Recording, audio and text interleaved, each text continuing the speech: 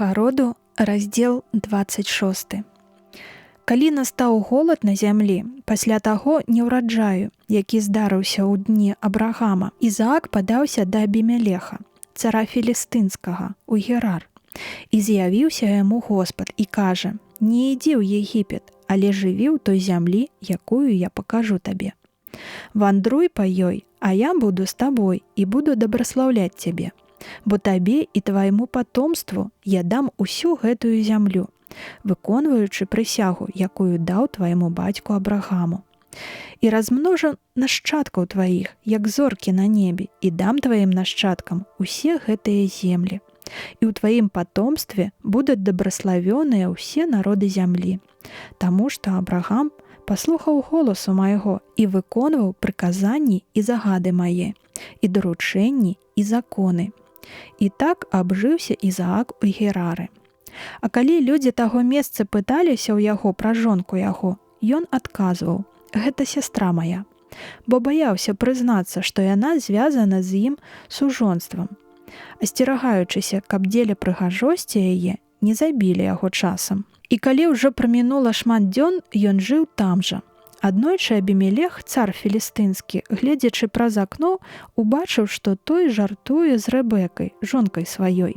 І, падышоўшы да яго, кажа: «Відавочна, што яна жонка твая. Чаму ты схлусіў, што яна сястра твая?» Адказаў: «Бо баяўся, што памру дзеля яе».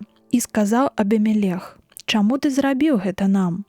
Мог бы хто з народа увайсці да жонкі тваёй, і гэтым навёў бы вялікі грэх на нас». І загадаў ён усяму народу, кажучы: «Хто дакранецца да гэтага чалавека і жонкі яго, будзе пакараны смерцю».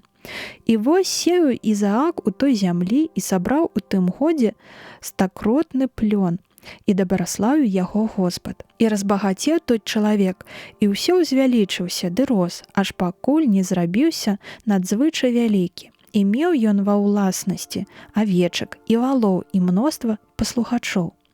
Дзеля таго філістынцы, зайздросцячы яму, завалілі, засыпаўшы зямлёй усе студні, якія выкапалі паслухачы бацькі яго ў дні Абрагама.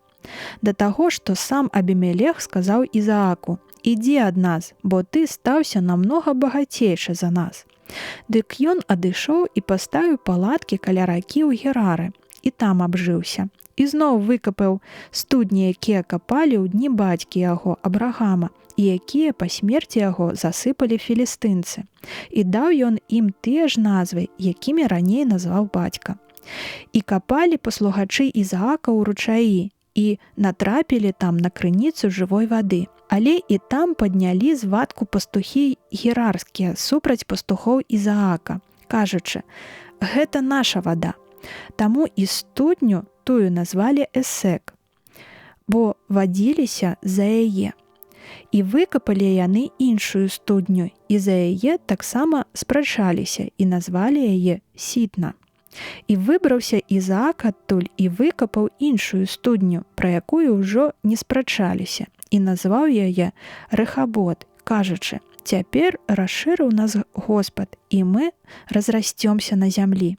І перасяліўся ён з таго месца ў Беэр-Себу, дзе аб'явіў яму Господ у тую самую ноч і сказаў: «Я Бог Абрагама, бацькі твайго. Не бойся, бо я з табой. Я буду дабраслаўляць цябе і размножу нашчадкаў тваіх дзеля паслухача майго Абрагама». І ён пабудаваў там ахвярнік і, прызваўшы імя Господа, паставіў палатку, а паслухачы Ізаака выкапалі там студню.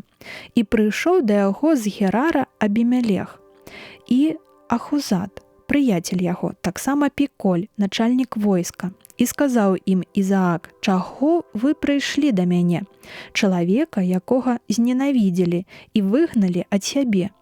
Яны адказалі: «Бачылі мы, што з табой Господ, і таму сказалі: хай будзе паміж намі і табой прысяга, і мы войдзем з табой у пагадненне, каб ты нам нічога не зрабіў благога, як і мы не кранулі цябе і нічога табе не зрабілі, апрача добра, і ў супакою адпусцілі цябе, бо ты дабраславёны Господам». І ён зрабіў ім банкет, і яны елі і пілі. І ўстаўшы раніцай, прысягнулі ўзаемна. Адпусціў іх Ізаак, і яны пайшлі ад яго ў супакоі. І вось у той самы дзень прыйшлі паслугачы Ізаакавы і паведамілі яму пра студню, што выкапалі, кажучы: «Знайшлі мы ваду». Адсюль назва яе Сабея, і гэта назва дадзена гораду Беэр-Саба аж па сённяшні дзень. Калі Эзау меў 40 гадоў, узяў за жонку Юдыт, дачку Беэр-Хетыта, і Басемат, дачку Элона-Хетыта. Яны абедзве не падабаліся Ізааку і Рэбэцы.